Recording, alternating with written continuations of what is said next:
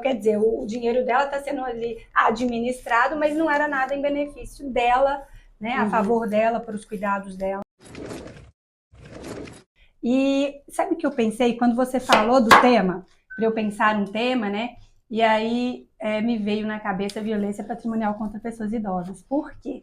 Coincidência ou não, os últimos 4 casos que apareceram para mim lá no escritório envolvem de alguma maneira a violência patrimonial contra pessoas idosas. E todo mundo vai lembrar, né, do caso recente, na mídia também é recorrente esse assunto, e um caso recente que foi muito conhecido é o daquele senhor que faleceu, mas foi levado morto numa cadeira de rodas, numa agência bancária. Lembra? É o tio Paulo, eu acho que é o nome dele. E para sacar um valor que já tinha sido autorizado o empréstimo.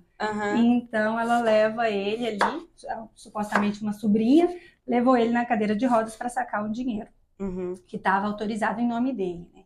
Então é mesmo uma situação preocupante, porque os números aumentam muito.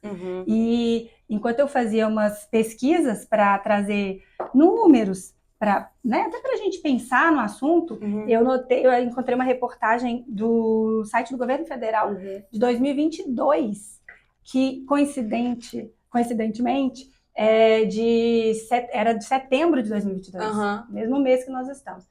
E ele fazia uma análise que de janeiro a setembro de 2022 tinham sido notificadas 12 mil denúncias com essa questão tipo de patrimonial. Crime, né? Violência Exato. do idoso patrimonial. Não uma violência física, né? A patrimonial especificamente. Não. Na verdade, quando você faz a denúncia, às vezes ela tem mais de um tipo de violência, porque pode ser também física, sexual, enfim, abandono. Podem existir outros tipos de violência ali dentro daquela denúncia, mas que envolvem assuntos patrimoniais, questões financeiras ou patrimoniais, tinham sido notificadas 12 mil. Isso em 2022, no intervalo de 9 meses.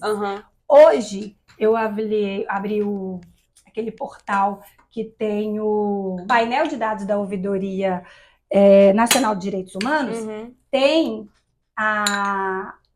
os números atuais, né, até hoje, e lá estavam falando que de janeiro a setembro de 2024, a gente tem já mais de 125 mil denúncias envolvendo finanças. 10 vezes mais, quase. É muito. Em 2 anos. É lógico que, assim, essa conclusão, assim,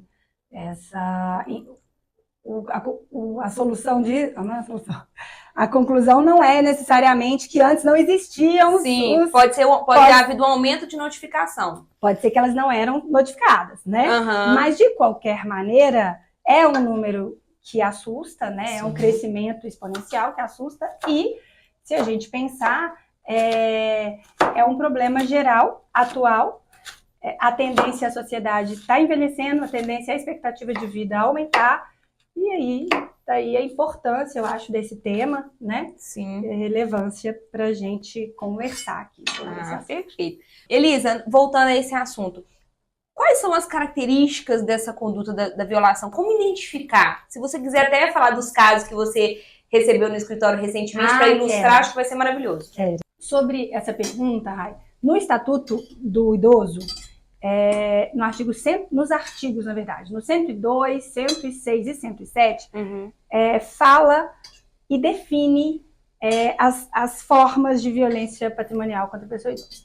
Mas, assim, de uma forma geral, o Estatuto traz como condutas típicas criminosas e ele atribui penas que podem ir de 1 a 5 anos de reclusão. Então é um crime, né? É um crime. E de uma forma didática, assim, para a gente não ter que ler aqui o texto do artigo, dos artigos, que podem ser compreendidas como manipular uma pessoa idosa, fazer com que ela assine uma procuração, ou que ela destine o seu dinheiro de uma Faça uma forma doação. que não seja aquela vontade dela. Ou então né? coloque no testamento. Inclua, altere testamento já feito, ou faça um testamento que ela não tinha interesse de fazer com aquela destinação, ou naquela proporção. Sim. Né? De alguma maneira, inclusive, é muito comum hoje, o que é muito comum hoje é o uso, as pessoas às vezes, sob o argumento de que o idoso não sabe mexer no caixa eletrônico, ou ele não tem um aplicativo, ou ele não... Aí a pessoa, às vezes, domina ali o cartão, Sim. né? E daí ela faz empréstimos, e aí ela domina também e controla o uso daquele dinheiro. Porque o simples controlar o uso do dinheiro já também já configura, porque dependendo do impacto, né?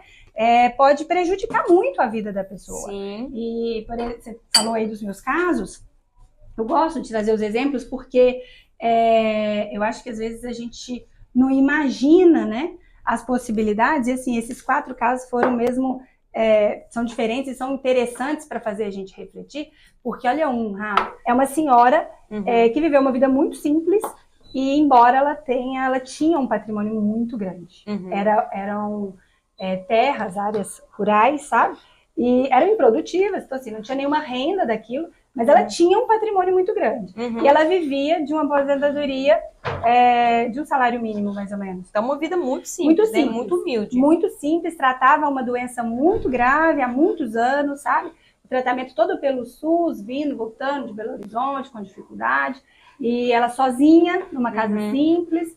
E todo mundo sempre soube do interesse dela de deixar para a igreja o patrimônio dela. Ela era realmente muito econômica, daquelas pessoas assim que não gostavam de acender nem a luz para não gastar energia. Sei. Mas né, ela tinha esse patrimônio importante e as pessoas todas sabiam. Ela não tinha herdeiros necessários, mas ela tinha muitos sobrinhos.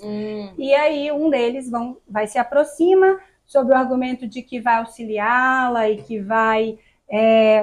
no transporte, né? Não, principalmente na questão do saque do dinheiro, sabe? Pra ela não precisar fazer a compra, para ela não precisar ir ao supermercado. Então ele começa ali e também com um argumento de carinho, de atenção, né? A pessoa acaba recebendo aquela ajuda, vamos dizer assim, e depois isso vira... E é uma situação tão difícil, né, Elisa? Porque assim... Pensando no lado dela, um sobrinho se oferece para ajudá-la aí no banco. E você tem dificuldade, não, né? Por mais que ela desconfiasse, como é que ela ia falar assim com ele? Não precisa não. Eu ia falar, mas você tá desconfiando de mim, tia? Você tá desconfiando da minha honestidade? Eu tô tentando te ajudar. É difícil mesmo, né? Difícil. E aí acabou que ela aceita e isso foi, né, prolongando no tempo. E embora ela tivesse, assim, irmão vivo, também era idoso, também tinha dificuldades.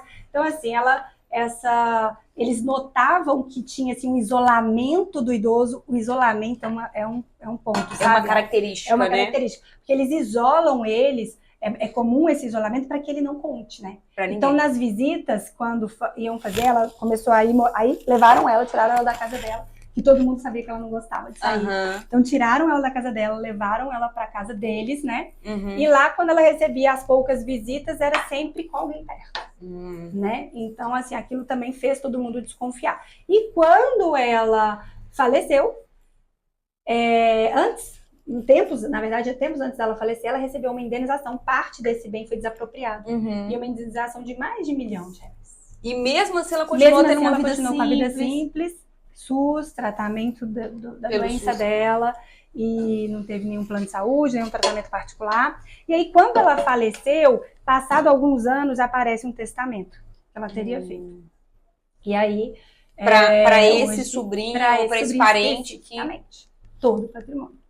Né? E é complicado, né, Elisa, esse caso, porque assim, no começo, quando as terras eram improdutivas, tinha até uma certa justificativa, ela tem patrimônio, mas esse patrimônio não gera renda. Exato. Mas aí, quando aparece essa indenização, né, no valor de R$ 1 milhão, não justifica ela não, continuar a indenização sem foi o que chamou a atenção, né? Porque aí todo mundo falou, ficou nítido, né? Que foi esse dinheiro? Ela ainda viveu alguns anos aí depois desse valor, e a vida não mudou em nada, né? Então, quer dizer, o dinheiro dela está sendo ali administrado, mas não era nada em benefício dela, né, a favor dela, para os cuidados dela. Quer dizer, o dinheiro dela está sendo ali administrado, mas não era nada em benefício dela, né, a favor dela, para os cuidados dela.